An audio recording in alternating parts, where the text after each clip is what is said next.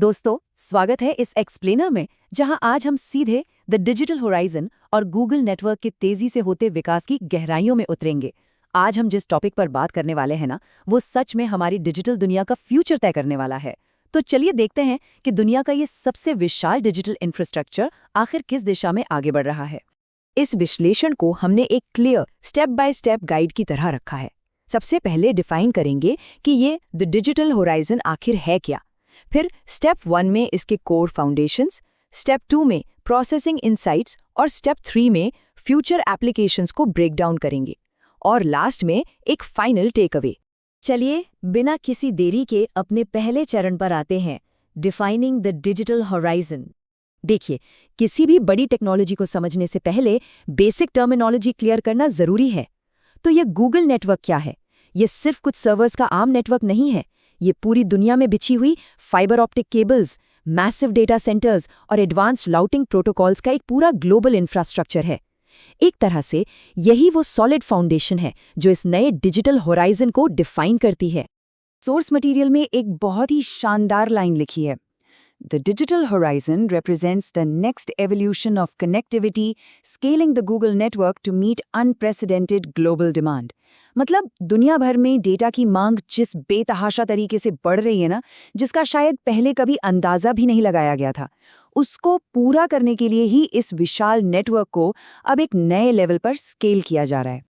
अब आते हैं अपने स्टेप 1 पर, कोर नेटवर्क फाउंडेशंस। चलिए देखते हैं कि ये नेटवर्क जमीन और समुद्र में एक्चुअली किस तरह बिछा हुआ है। इस पूरे निर्माण में ना 3 मुख्य कदम शामिल हैं। पहला, पूरी दुनिया में फाइबर ऑप्टिक इंफ्रास्ट्रक्चर का जाल बिछाना। दूसरा, आप तक डेटा जल्दी पहुंचे, इसलिए एज नोड स्थापित करना। और तीसरा, डेटा को सही और सबसे फास्ट रास्ता दिखाने के लिए डायनामिक राउटिंग प्रोटोकॉल्स लागू करना। फिजिकल केबल से लेकर इंटेलिजेंट सॉफ्टवेयर तक ये पूरा सिस्टम वाकई कमाल का है। अब जरा इन एलिमेंट्स को ध्यान से देखिए कि ये सब एक साथ कितने सीमलेसली काम करते हैं। समुद्र की गहराइयों में लंबी फाइबर केबल्स हैं, एज कैशिंग यूज हो रही है ताकि लेटेंसी बिल्कुल कम हो जाए। सॉफ्टवेयर डिफाइंड नेटवर्किंग सिस्टम को इतना स्मार्ट बनाती है कि वो रियल टाइम में खुद को एडजस्ट कर सके। और हाँ, ये स्केलेबल आर्किटेक्चर एंश्योर करता है कि जब ट्रैफिक पीक पर होना तब भी सिस्टम क्रैश ना करे। और इस स्केल को समझने के लिए जरा इस नंबर पर गौर कीजिए, 100 से अधिक। दुनिया भर में 100 से ज्यादा पॉइंट्स ऑफ प्रेजेंस मौजूद हैं।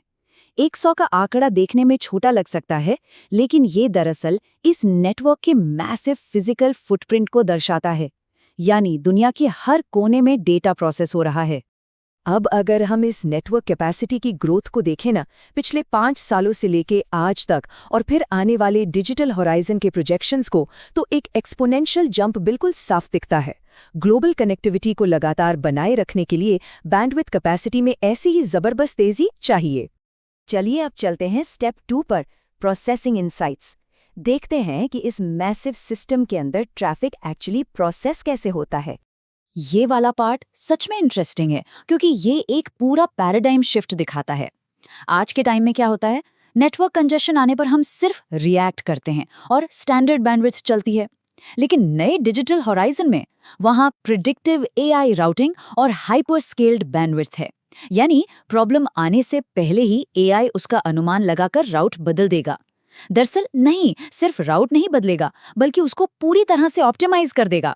तो जब हम कल की तकनीक को आज के इंफ्रास्ट्रक्चर से कंपेयर करते हैं, तो रिजल्ट्स बिल्कुल क्लियर हैं। राउटिंग इंटेलिजेंस बढ़ने से बैंडविड्थ लिमिट्स एक्सपैंड होती हैं और लेटेंसी और भी कम हो जाती है। एक आम यूजर के लिए इसका क्या मतलब है? Simple, zero buffering, lightning fast load times और एक अनइंटरप्टेड डिजिटल एक्सपीरियंस। अब आते हैं अपने स्टेप 3 पर, फ्यूचर एप्लीकेशंस। ये नया इंफ्रास्ट्रक्चर आखिर अनेबल क्या करेगा? अगर हम इस टाइमलाइन को ट्रैक करें तो समझ आता है कि हमारी डिमांड्स कितनी बदल चुकी हैं। स्टैंडर्ड वेब ब्राउजिंग के सिंपल दिनों से निकलकर हम क्लाउड कंप्यूटिंग में आए, फिर एआई और मशीन लर्निंग इंटीग्रेट हुआ, और अब the digital horizon real time global processing लाया है। नेटवर्क पर अब सिर्फ टेक्स्ट भेजने का लोड नहीं है, बल्कि माइक्रोसेकंड्स में कॉम्प्लेक्स एआई प्रोसेस करने का लोड है। और ये फ्यूचर एप्लीकेशंस बताती हैं कि ये अपग्रेड इतना जरूरी क्यों है।